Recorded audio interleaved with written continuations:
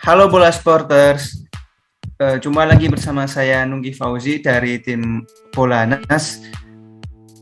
Kali ini kita berada di segmen umpan lambung. Nah, kita akan membahas seputar tim nasional sepak bola Indonesia yang baru saja bertanding melawan Afghanistan di laga uji coba kemarin malam di tanggal 16 November tepatnya. Dalam pertandingan tersebut, timnas Indonesia menelan kekalahan 1-0 dari Afghanistan. Nah, untuk membahas bagaimana jalannya pertandingan timnas Indonesia, statistik pertandingan, dan rencana pertandingan berikutnya, saya sudah bersama dua rekan saya, Muhammad Najmul Ula dan Unggul Taningan Sorake. Selamat pagi Ula dan Unggul. Pagi Mas, pagi. Sehat. Ya. Oke, untuk yang pertama kita membahas tentang timnas Indonesia. Mungkin teman-teman Bola Sporter kemarin melihat langsung pertandingan yang disiarkan oleh televisi nasional, bahwasanya timnas cukup mendominasi permainan. Dari sebelum kita berangkat ke jalannya pertandingan, mungkin kita bicara terkait starting 11 yang diturunkan oleh pelatih timnas Indonesia Sintayong. Kita bertanya dulu kepada Ula, gimana Ula? Menurut Ula formasi timnas kemarin seperti apa? Formasi timnas Indonesia ya cukup bisa ditebak ya. Maksudnya dia Sintayong mengulang apa yang dia terapkan di lawan Taiwan ya, yaitu ya satu striker terus dua back tengah, back sayap mepet ke tengah, yaitu kita mungkin para awam sih bacanya 4-3-3. Tapi yang mengejutkan itu Mas, kemarin kok yang starting itu bukan Victor Igbonevo tapi Fahruddin Arianto ya. Victor Igbonevo dua laga lawan Taiwan kan main terus kan. Nah tiba-tiba kemarin yang cadangan masih Victornya bukan si Fahruddinnya.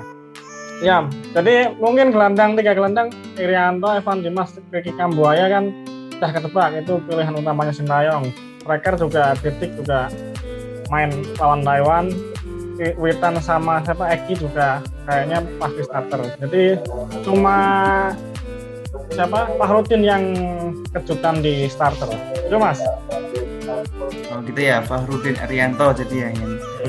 Untuk formasi sendiri kemarin timnas Indonesia mengusung formasi apa ya? Formasi ini Sintayong ini kan nggak kayak pelatih lokal yang yang dari awal sampai akhir formasinya gitu terus ya. Formasi Sintayong itu mungkin di tim sheet ya, mungkin di tampilan di televisi itu mungkin 4-3-3 kan, yaitu 4 kan Asnawi, Fahruddin, Victor Igbonevo, Arhan. 3 Irianto, Evan, Ricky Kambuaya. 3-nya ke depan lagi Witan, Eki sama Eki, Detik sama Witan. Nah, tapi kan pas berjalannya waktu kan kita sering lihat Irianto itu kalau build up serangan kan turun ke bawah jadi back tengah, jadi kayak jadi 3 back. Terus salah satu dari Asnawi atau Arhan kan nanti ke tengah, jadi gelandang yang nemenin Evan Dimas. Nah kalau Asnawi di tengah, Arhan tetap di sayap. Kalau Arhan ke tengah, Asnawi tetap di sayap. Ya yang sering rotasi pemain kan, yang sering pindah-pindah kan di lini belakang ini. Jadi kita penonton mungkin kok agak asing dengan pemain pindah-pindah seperti ini, karena di Liga 1 kayaknya sangat jarang sekali, nggak ada kayaknya gitu. Kalau di depan ya biasalah, Ricky Kambuaya sama Evan Dimas jadi pemain agak ke depan, pemain lebih menyerang. Sayapnya juga tetap di posisi kan, tetap stay di paling lebar, kaki paling kanan, Witan paling kiri kan. Gitu. Jadi 4-3-3 dengan banyak rotasi di lini belakang, dan itu bagus bagi pemahaman taktikal pemain. Tapi kayaknya memang belum mampu aja itu pemain-pemain. Itu Mas. Oke, itu ya dari Ula. Sekarang kita bicara pemain debutan nih. Kalau saya melihat kemarin ada sosok Elkan Bakot yang diturunkan sejak menit pertama oleh pelatih Sintayong. Kalau saya tidak salah nih ya, ini pertama kali Elkan Bakot dimainkan di timnas senior ya, benar ya? Iya, debut. Ya, debutnya ya. Nah, menurut Unggul gimana ini debut Elkan Bakot kemarin? Meskipun mainnya nggak penuh ya, sepertinya babak kedua diganti dia. Karena cedera ya, benturan sama Aksan Nur, jadi ditarik keluar. Ya, kemarin sih dari 74 menit ya main dia, cukup bagus ya Elkan Bakot. Kalau menurut data statistik yang saya pantau di web Lapang Bola ini, ratingnya Elkan ini cukup bagus 6,7 ya. Walaupun tanpa nyetak gol atau assist tapi interceptnya 4, tackle-nya 5, tackle-nya 1, clearance-nya ada 5. Untuk seorang debutan di usia 18 tahun sih sudah bagus Elkan Bagot, walaupun pada akhirnya terakhir harus ditarik keluar karena cedera ya. Itu cukup disayangkan dan malah kebobolan timnas gara-gara Elkan keluar. Jadi cukup berpengaruh juga ya perannya di lini pertahanan timnas Indonesia. Vital. Sangat vital ya. Dia juga cukup mencolok sih kalau kita melihat langsung permainannya.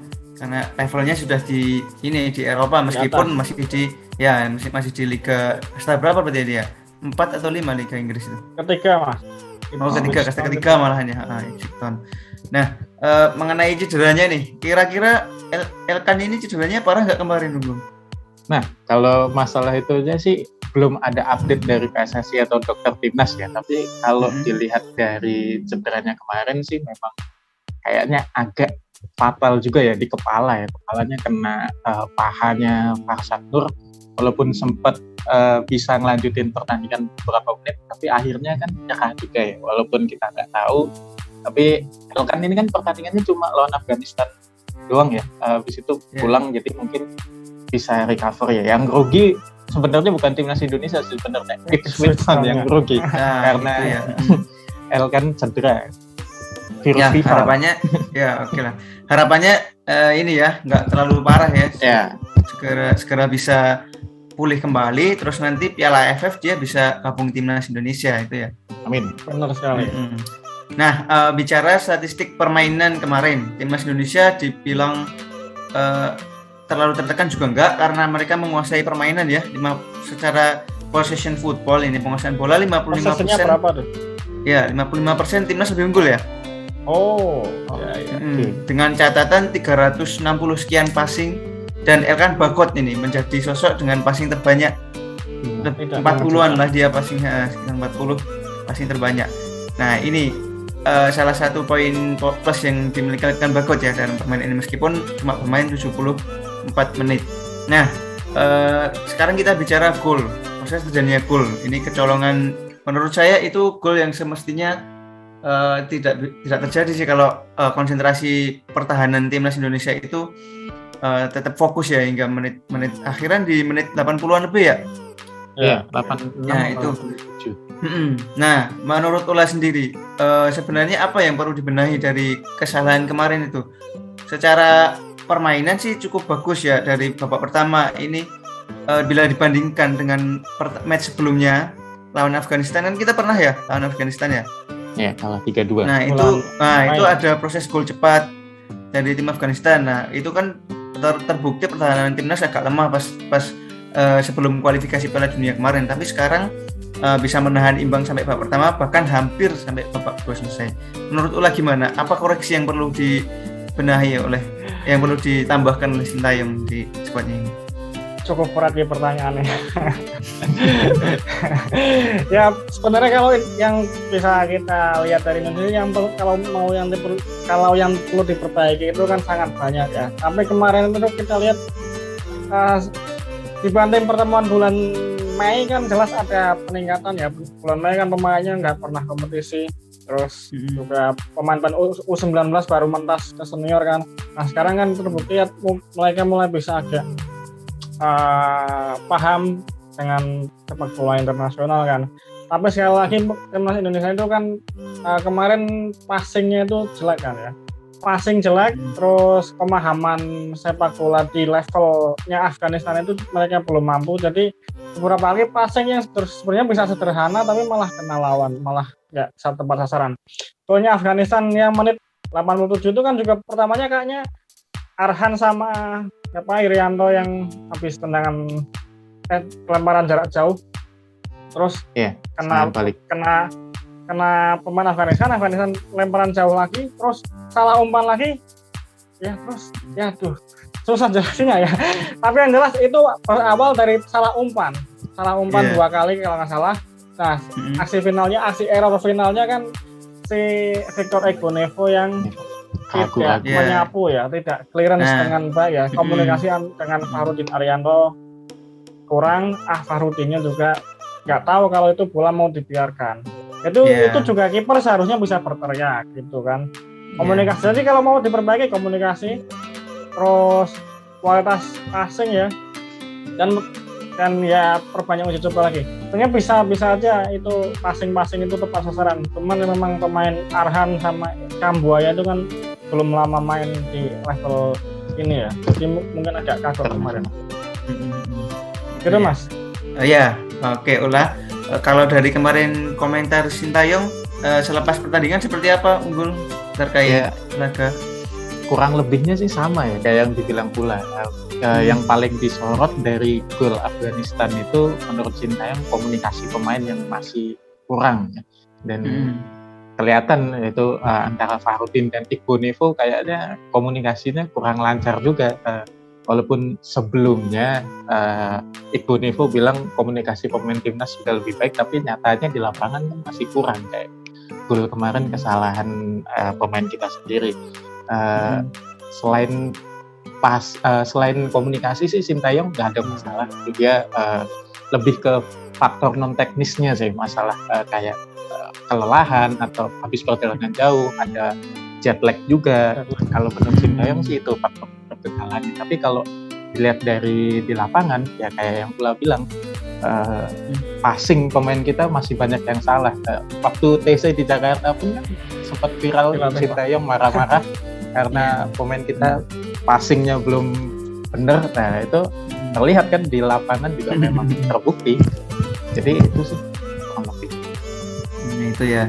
Jadi masalah komunikasi sama teknik-teknik dasar sebenarnya ya, passing gitu. Untuk masalah jet lag memang sih ya, karena mainnya di Turki ya. Turki masuk ke kawasan Eropa, jadi bedanya mungkin sekitar berapa? 6-7 jam ya. Sekitar segitulah. Jadi cukup kalau bagi pemain-pemain Eropa seperti Elkan Bagot, terus Egy Maulana Fikri, Witan Sulaiman mungkin udah terbiasa ya di sana. Tapi bagi pemain-pemain yang dari Asia, dua pemain itu nggak perform juga kalau maksudnya penampilannya kurang juga, kayak kurang greget lah Egy sama Witan tuh. Mungkin ya nggak tahu kecapean. Ya bisa jadi. Oke, sekarang gimana Ulan? Sebenarnya kalau yang dinamakan kurang greget itu bisa dibedain antara dia tidak pernah dapat bola atau dia dapat bola terus kagok. Kan Ricky Kambuaya, Pratama Arhan itu sering dapat bola, tapi dia nggak perform karena apa? Karena dia belum tahu levelnya, belum sampai level internasional sekarang. Tapi kalau Witan sama Egy kayaknya kemarin kalau dapat bola insya Allah dia bisa tahu ngapain bola itu mau diapain, itu dia tahu. Egy kan awal babak kedua bisa penetrasi kan itu. Witan juga dapat pulang di babak pertama. Jadi Egy sama Witan belum dapat akses bola aja gitu Mas. Ya, kalau saya melihat satu momen kemarin peluang Witan Sulaiman semestinya bisa jadi gol situ ya, yang tinggal one on one dengan penjaga gawang, tapi sayang dia tembakannya udah lemah, lenceng lagi gitu ya. Ya mungkin perlu diperkuat lagi itu tumpuan kaki kirinya sih. Itu Witan itu baiknya tuh dikembalikan ke klub aja itu Mas. Itu nggak dapat kompetisi, malah feelingnya hilang itu Mas. Oh gitu ya. Kebanyakan PC ya. Cuma berapa minggu itu. Ya benar Mas. Ya. Oke, kita sudah bicara kekurangan timnas seperti itu tadi ya. Kiranya kekurangan timnas yang harus diperbaiki Sintayong sebelum pertandingan berikutnya. Timnas masih akan menghadapi uji coba lagi ya melawan Myanmar di Turki. Ya, tanggal 25 November. Nah, sekarang kita beralih ke pemanggilan timnas Indonesia, pemanggilan pemain nih. Kan udah kemarin udah dipanggil 26, terus akhirnya cedera 1, jadinya 25 yang berangkat ke Turki. Nah, nanti ketika melawan Myanmar, Elkan Bagot pulang ya ini ya. Kembali ke Egy pulang. Egy juga pulang. Nah, berarti tinggal 23. Nah, 23 dari pemanggilan ini kemarin ada disampaikan bahwa setiap klub hanya wajib mengirimkan 2 pemain. Pendapat dari Unggul nih gimana terkait aturan itu sama sistem pemanggilan yang dilakukan Sintayong ini?